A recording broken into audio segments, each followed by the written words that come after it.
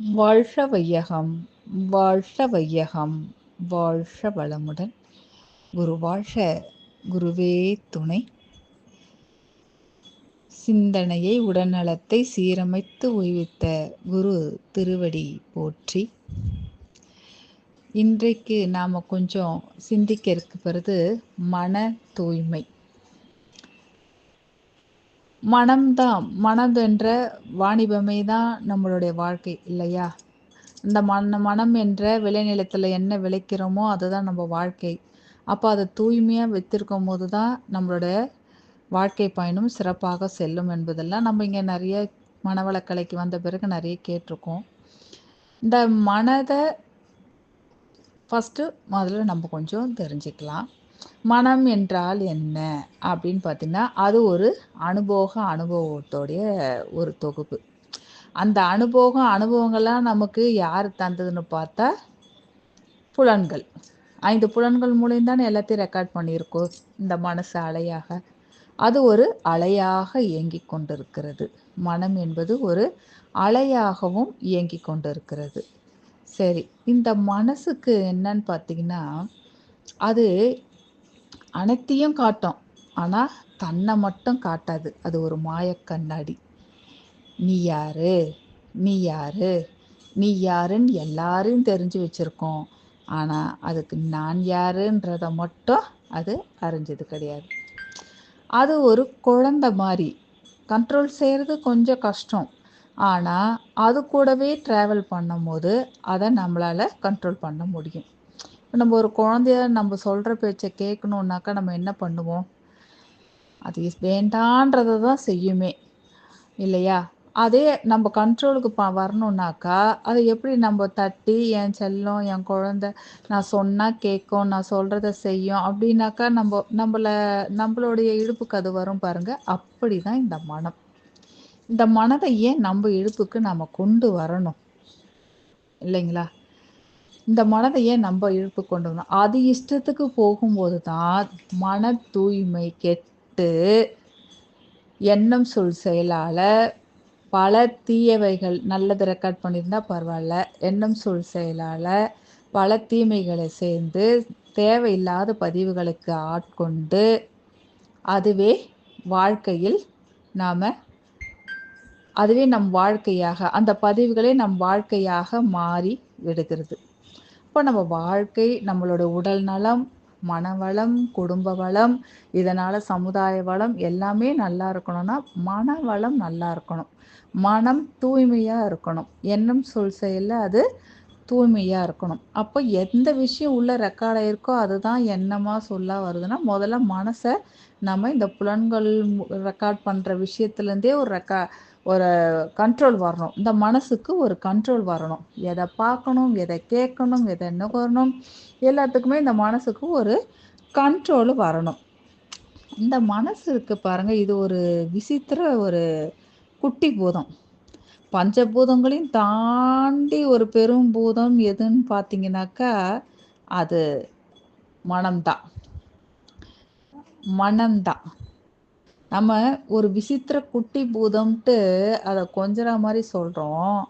ஆனால் பஞ்சபூதங்களையும் தாண்டி ஒரு பெரிய பூதம் இருக்குன்னு எதுன்னு கேட்டாலும் அதுவும் மனம்தான். இப்போ பாருங்க, அறிவு தான் பூதத்தை ஆளணுமே தவிர பூதம் எப்போதும் அறிவை ஆளக்கூடாது இல்லையா? அறிவு சொல்கிறபடி தான் இந்த மனசு அதோடைய கண்ட்ரோலுக்கு வரும்போது தான் அது தூய்மையான நல்ல விஷய பதிவுகளை உள்ள ரெக்கார்ட் பண்ணும். ஆனால் பூதத்தை பின்னாடி பூதம் அறிவை ஆளக்கூடாது. அறிவு எப்பவுமே நல்லது சொல்லும் நமக்கு, ஆனால் மனசு தான் கேட்காது. அந்த அறிவோட கட்டுப்பாடுக்குள்ளே நம்ம மனசை திரும்ப பார்க்கணுமே தவிர இந்த பூதம் அறிவை ஆள ஆரம்பிச்சிருச்சுனாக்கா இந்த உலகத்திலேயே பார்த்தீங்கன்னாக்கா எந்த ஒரு பெரும் பழி செயல்களையும் செய்யக்கூடிய ஒரு மனவளம் இல்லாதவர்களாக, மன தூய்மை கெடுபவனாக மாறிவிடும் சூழ்நிலைக்கு போயிடும். சரி, அது இந்த மனசு எப்பவும் பார்த்தீங்கன்னா அது கட்டளைக்கு அடிபணியாது, ஆனால் பழக்கத்துக்கு அடிமையாயிடும். செய்யாத, கட்டளைக்கு அடிபணியாது. நீங்க அத கண்ட்ரோல் பண்றதுன்றது. ஆனா, பழக்கத்துக்கு அடிமையாயிடும். இதுக்கு ஒரு சின்ன கதை பார்த்தீங்கன்னா, ஆ ஒரு ஒரு ஒரு ஒரு ஊர்ல பார்த்தீங்கன்னா, ஒரு நாட்ல பார்த்தீங்கன்னா, ஒரு அடங்காத குதிரை. அத அடக்கணும்னு நினைக்க போனவங்கள எல்லாரையும் அது கொன்றுருக்கு. நெஞ்சிலேயே மெரிச்சே கொன்றுருக்கு. இந்த குதிரைய அடக்குறவருக்கு என்னுடைய மகளையே நான் திருமணம் செய்து வைக்கிறேன் அப்படின்னு அந்த ராஜா அறிவிக்கிறாரு. அப்படி அந்த குதிரைய கண்ட்ரோல் பண்ண போனவங்க எல்லாருமே அதுகிட்ட அடிபட்டு ரத்தம் சிந்தி தான் இறந்துருக்குறாங்க. அதுலனால யாருமே அத அடக்கறதுக்கு முன் வரவே இல்ல. அப்போ ஒருத்தர் மட்டும் நான் அத அடக்குறேன் அப்படின்னு வராரு. நல்லா தெரிஞ்சுக்கிட்டியா? அதோட ஃபுல் ஹிஸ்ட்ரி உனக்கு தெரியுமா? எனக்கு தெரியும். நான் அத அடக்குறேன்றாரு. சரி இந்தா போய் அந்த கயிற புடிச்சு அவுத்தாருன்னா, நான் கயிறெல்லாம் பிடிக்க மாட்டேன். அத அவுத்து விட்டுருங்க. அது ஓடட்டும் அப்படின்னிர்றாரு. அப்போ அத அவுத்து விட்ட பிறகு, இவரு அது ஓடுறாரு, இது இவரும் அவரு கூடவே ஓடுறாரு. அது எங்கெல்லாம் ஓடுதோ, இவரும் அது கூடவே ஓடுறாரு. அது எங்க நிக்குதோ, அங்க தான் இவரு நிப்பாரு. அது எங்க நின்னு சாப்பிடுதோ, அப்பதான் இவரும் சாப்பிடுவாரு. இப்படி அது கூடவே டிராவல் பண்ணிட்டுருக்கும்போது, அந்த குதிரை ஓரக்கண்ணால ரொம்ப நாளா நம்ம பின்னாடியே ஒருத்தன் வர்றான்றத பாக்குது இல்லையா நம்மள. அதனால பழக்கத்துக்கு வந்துருச்சு. இது யாரோ நமக்கு ரொம்ப நாளா பாக்க ஏதோ தெரிஞ்ச முகம், தெரிஞ்ச ஃபேஸு அப்படின்னு ஒரு பழக்கத்துக்கு வரும்போது, அவன் கொஞ்சம் கொஞ்சமாக அந்த குதிரைக்கு கிட்ட ஓட ஆரம்பிச்சான். கம்முன்னு இருந்துருச்சு. அப்புறம் இன்னும் கிட்ட போய் தொட ஆரம்பிச்சான். அப்பவும் ஏன்னா ரொம்ப நாளா நம்ம கூடவே ஒருத்தர் டிராவல் பண்றாரு. அப்படின்னம்போது, அத தொடம்போது அது கம்முனு இருந்துச்சு. அதுக்கப்புறம் தடவி குடுக்க ஆரம்பிச்சான். அன்புக்கு அது அடிமையாயிடுச்சு. அதுக்கப்புறம் கடிவாளத்த புடிச்சான், ஏறுனான், குதிரை மேல உட்கார்ந்தான், நாட்டுக்கு திரும்பி போனான், ராஜாவோட மகள திருமணம் செய்துக்கிட்டான். இப்படிதான் நம்ம மனம். அது நீங்க கட்டளைக்கு அடிபணியாது. பழக்கத்துக்கு அடிமையாடும். அப்படி அந்த மனத பழக்கப்படுத்தணும்னா, நாம எப்படி பழக்கப்படுத்துறது?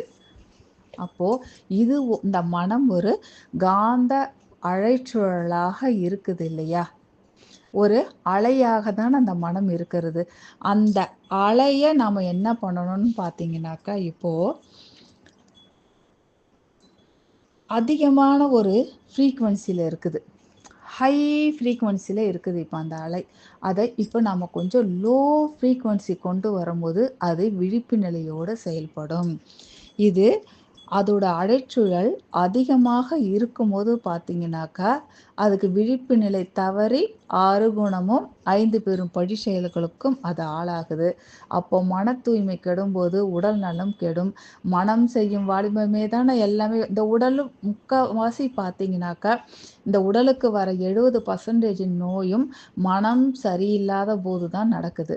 ஒருத்தருடைய வாழ்க்கையும் ஒரு நல்ல வாழ்க்கை அமையறதாலும் சரி, அவங்க வாழ்க்கையில நிறைவாக வாழணும்னாலும் சரி, நிம்மதியாக வாழணும்னாலும் சரி, லைஃப்ல எனக்கு அமைதி வேணும்னாலும் சரி, எல்லாம் மனம் செய்யும் வாணிபத்துல தான் எல்லாமே இருக்கு. அத எப்படி நம்ம கண்ட்ரோலா வச்சுக்கிறதுல தான் இருக்கு. அத எப்படி தூய்மையா வச்சுக்கணும்ன்றதுல தான் இருக்கு. இத வச்சுக்கிறத தொடர்ந்து தான் நம்மளோட அடுத்த தலைமுறையோட வாழ்க்கையும் இதுல அடங்கியிருக்கு. ஏன்னா நம்மளோட பதிவுகளோடைய என்ன பதிவு அடங்கியிருக்கோ அதுதான் எண்ணம், சொல், செயல்னா அதுதான் ஒருத்தருடைய அறிவாட்சி தரம். அதுக்கேத்த எண்ணம், சொல், செயல் தான் இருக்கிறாங்கன்னா, இன்னைக்கு நம்மளோட எண்ணம், சொல், செயல் தூய்மையா இருக்குனாக்கா, இதுவும் நம்ம முன்னோருடைய வித்தும் நம்மகிட்ட இருக்க போய் தான் அதுக்கேத்த எண்ணம். நாம இன்னும் மனம் தூய்மையாக இருக்கும் பொழுது தான் நம்மளும் அடுத்த தலைமுறைக்கும் நம்ம ஒரு நல்ல பதிவுகளை அங்க நாம நிறைவாக கொடுக்க முடியும். அப்போ நாம என்ன பண்ணணும்னு பார்த்தீங்கன்னா, நம்மளோட மன அலைச்சூழலை அங்க குறைக்க தெரிஞ்சுக்கணும்.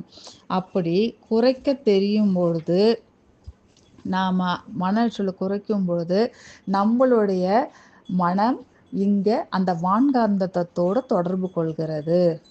வான்காந்தத்துல யாரெல்லாம் வாழ்றாங்க?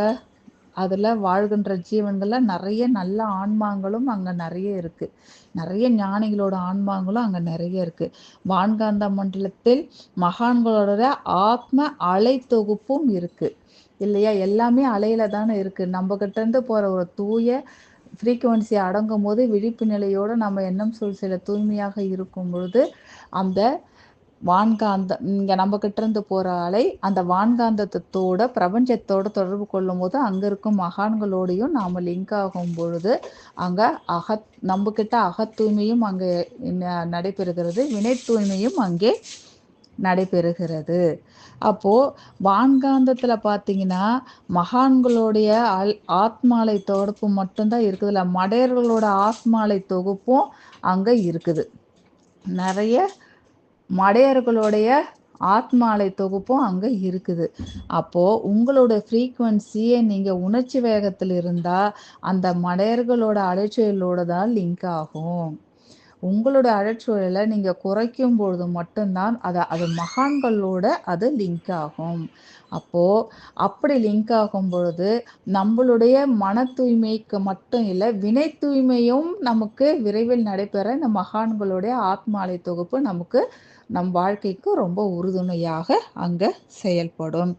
அப்போது நம்மளோட மன அழுத்தத்தை நம்ம எப்படி குறைக்கணும், அது குறைக்கும்பொழுது நம்ம எப்படி அந்த மகான்களோட தொடர்பு கொள்கிறதுனா தவம்.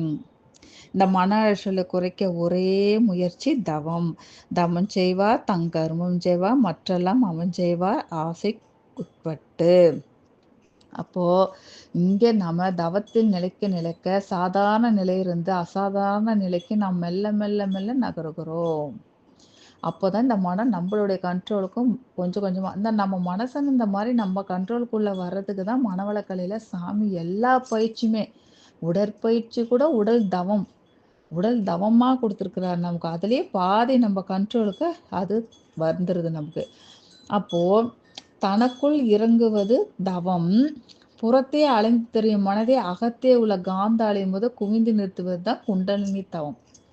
அப்போது இந்த குண்டலின் சக்தியை மூலாதாரத்தில் உறைந்துள்ள காந்த ஆற்றலுக்கு மறுபெயர் தான் குண்டலினி சக்தி. அதுவும் காந்த அலை சூழலாதான் ஆற்றலோடு அங்கே இயங்கி கொண்டு இருக்கிறது.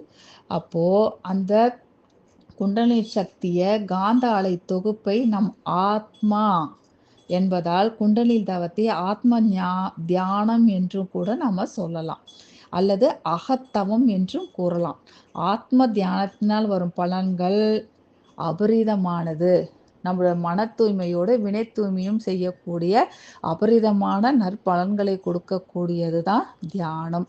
அப்போ மன தூய்மை பெறுவதுன்னா ஆசான் அருள் தந்தை கொடுத்த தியான முறைகளை நாம் பயின்று மன தூய்மையோட வினை தூய்மையும் பெற்று நம் வாழ்வின் நோக்கத்தை நிறைவேற்றுவோமாக என்று சொல்லி இந்த சிறிய சிந்தனை இதோடு நிறைவு செய்து கொள்கிறேன். வாழ்க வளமுடன், வாழ்க வளமுடன்.